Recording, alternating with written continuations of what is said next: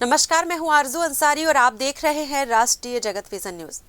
कांग्रेस के भ्रष्टाचार के आरोपों पर पलटवार करते हुए डिप्टी सीएम अरुण साव ने कहा कि कांग्रेस खुद भ्रष्टाचार की जननी रही है, जिन्होंने छत्तीसगढ़ को दोनों हाथों से लूटा, अपना सिंडिकेट बनाकर लूट की व्यवस्था खड़ी की। उन्हें हमारी सरकार के कामों में ही भ्रष्टाचार नजर आता है।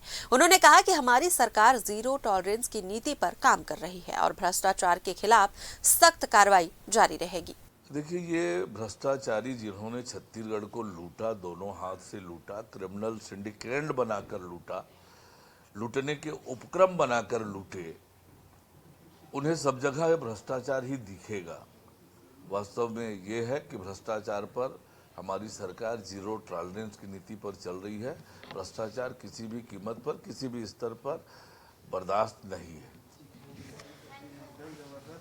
फिलहाल इस खबर में बस इतना ही। देश प्रदेश की खबरों से अपडेटेड रहने के लिए हमारे चैनल को सब्सक्राइब करें और नए खबरों के नोटिफिकेशन के लिए बेल आइकॉन जरूर दबाएं। नमस्कार।